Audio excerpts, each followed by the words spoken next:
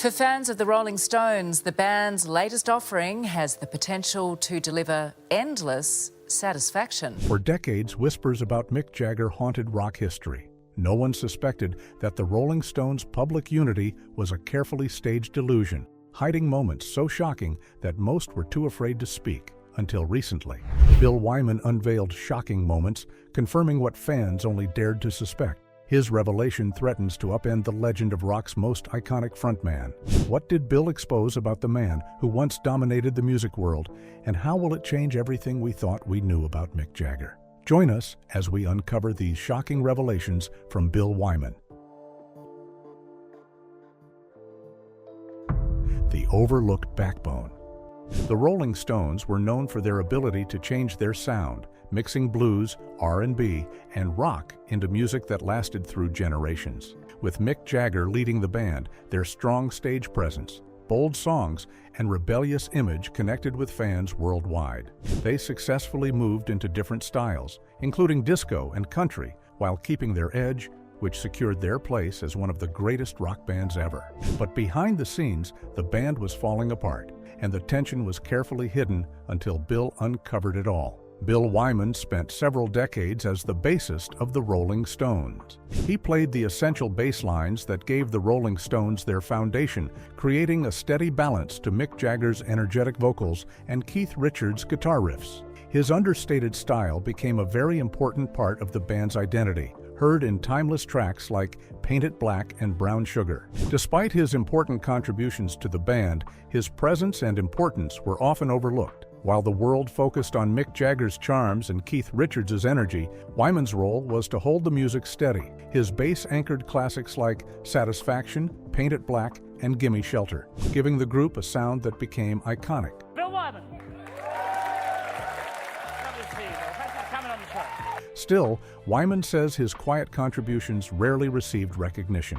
In an interview, he described his experience as years of being left out of crucial decisions. Meetings about albums, tours, or promotions often took place without his input. According to Wyman, Jagger rarely asked his opinion, leaving him sidelined even as he remained central to the band's success. Jagger's ambition, though essential in shaping the Stones' legendary career, came with an authoritarian edge. Choices about direction and strategy often rested in his hands alone, creating a hierarchy that left others feeling excluded. Bill revealed painful moments when his suggestions were dismissed before they were even considered. He often wondered whether he was still part of a collective or simply a bassist hired to play what was asked. This wasn't just about missed chances to share ideas. To him, it showed how Jagger's dominance defined the band's internal culture. Members were treated less like equals and more like supporting figures orbiting around Jagger's persona. The lack of acknowledgement became harder to ignore as the years passed.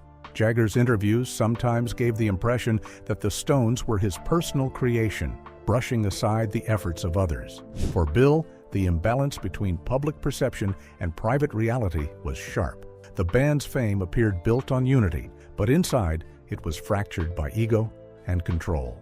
Bill was of the belief that the Stones might have reached even greater heights had Jagger allowed more space for collaboration. Instead, creative input narrowed to a single voice, fueling quiet frustration. He respected Jagger's drive, but he also saw how it cost the group a sense of fairness and equality. No one stays in a place where they don't feel valued for a long time. How long can freedom and respect be denied before a man claims them? Cracks in the empire.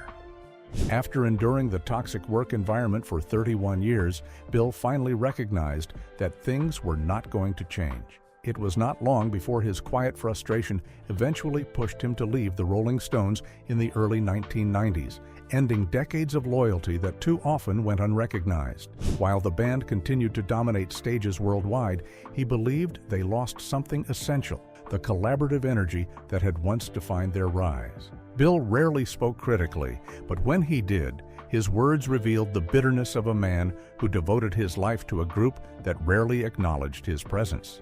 His account exposed not just Jagger's unmatched drive, but also the fractures that weakened the band's unity.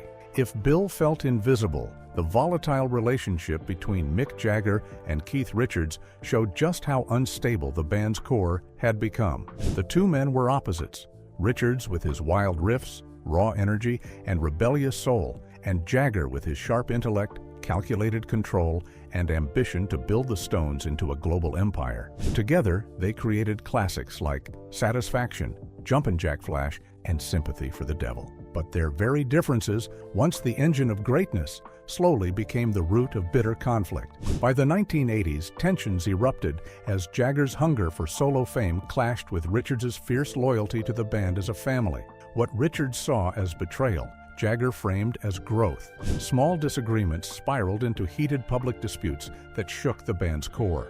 The breaking point came with the recording of Dirty Work in 1986. If you know what you're doing, if you don't go in the wrong place at the wrong time. Jagger seemed detached, pouring most of his time into personal ventures and attending sessions only when necessary. Richards, left to carry the weight, directed recording, built melodies, and pushed the project forward. Yet when Jagger did return, his overbearing control ignited explosive clashes. Studio members described the atmosphere as suffocating, with every discussion teetering on the edge of chaos.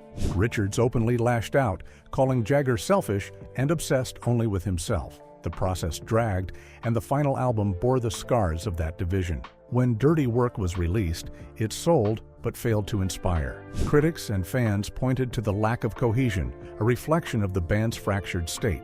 Instead of the fire and unity that had once fueled their sound, the music carried the weight of resentment and exhaustion. The album became a symbol of how unchecked ambition had eroded the very spirit that made the Stones unstoppable. For Bill, watching these battles only deepened his own conviction to leave. His departure revealed the cracks ambition had carved into the band, but his silence was only one voice among many. Another came from the man who had kept the rhythm steady while chaos swirled around him. What happens when the quietest figure in the Rolling Stones finally decides to speak? The silent drummer speaks.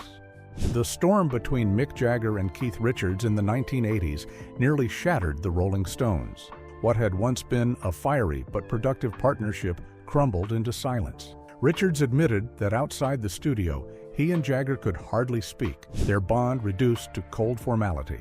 That decade marked the bleakest point in their collaboration, a moment where reconciliation seemed impossible. Yet the same hostility that pushed them apart eventually forced them to confront what they were losing. In time, reflection gave way to a fragile rebuilding, allowing the Stones not only to survive, but to thrive long after many thought their story was over. Their relationship, scarred by ego yet bound by creativity, remains proof that extraordinary art often grows out of relentless tension. The album Dirty Work stands as more than a record.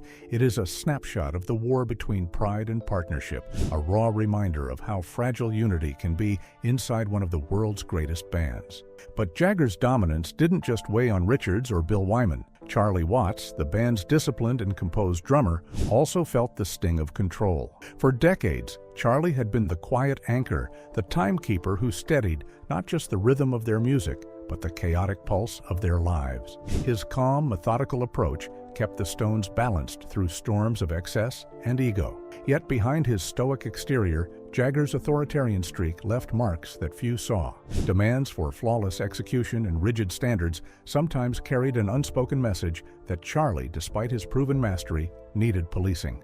Charlie rarely aired grievances in public, but those close to the band knew he wasn't always at peace with Jagger's leadership. One particular incident revealed his hidden fire. In the 1980s, Jagger casually referred to him as "my drummer" while speaking with Richard.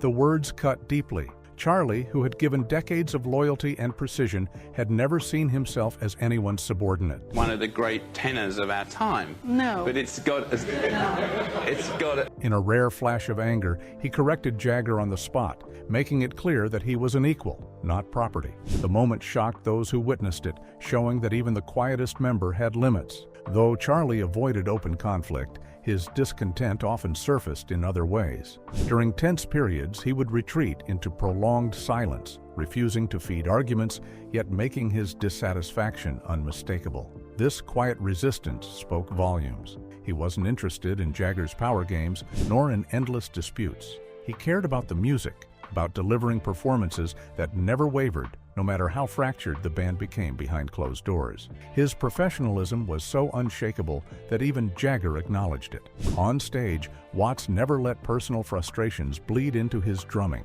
Charlie Watts was the definition of both strength and restraint. He endured Jagger's dominance without letting it compromise the quality of his craft, yet his silence carried its own weight. But even the quietest man has limits, and silence can speak louder than words. What hidden battles did Watts fight behind the steady beat that defined the Stones? Rivals in the spotlight.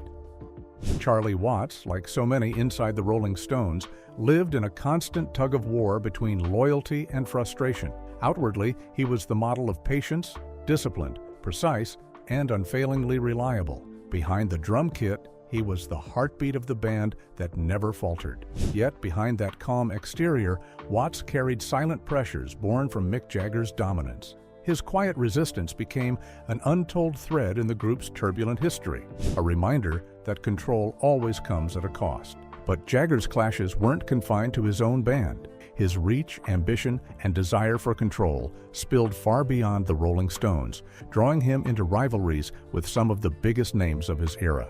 Two of the most significant were David Bowie and Rod Stewart, artists whose own towering egos and explosive creativity ensured that conflict was inevitable. Jagger and Bowie started as allies. Both were magnetic, fearless, and relentlessly innovative. Their 1985 collaboration on Dancing in the Street should have cemented their bond.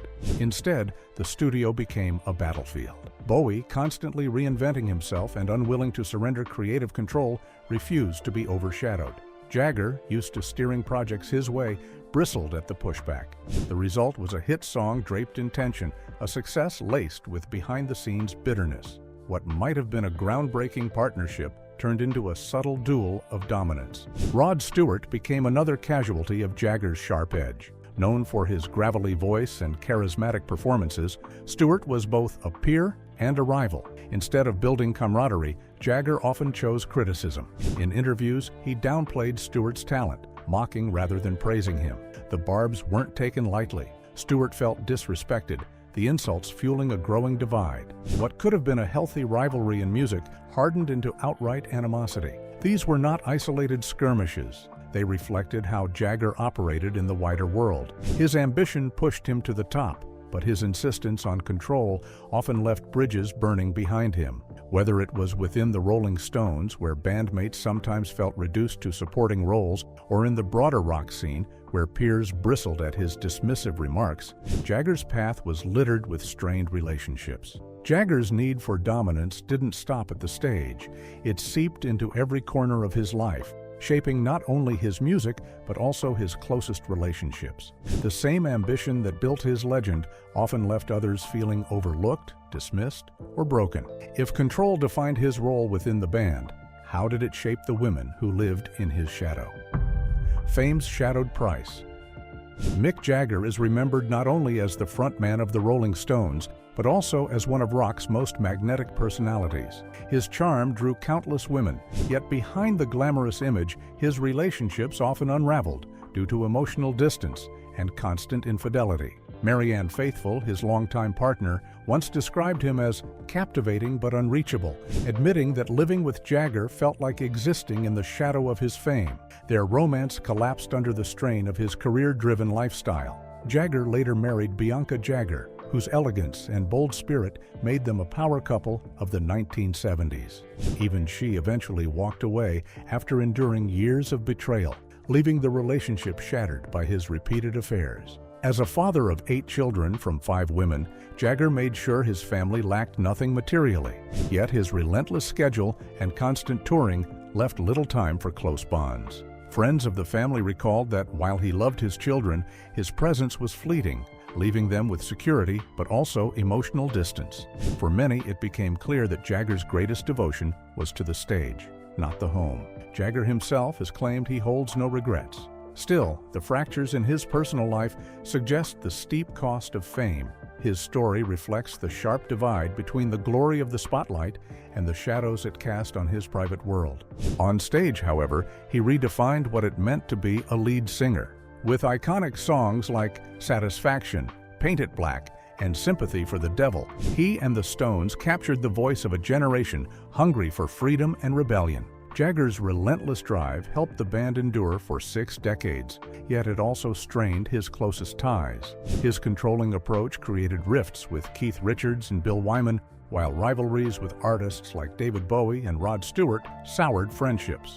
Even within Triumph, his larger-than-life persona came at a price. How much can a man gain from fame before the cracks in his personal life begin to overshadow his triumphs? And when the spotlight fades, what truly remains? The legend or the scars left behind? Share your thoughts with us in the comment section. Remember to like, share, and subscribe for more. Also, click the next video showing on your screen. You will enjoy it.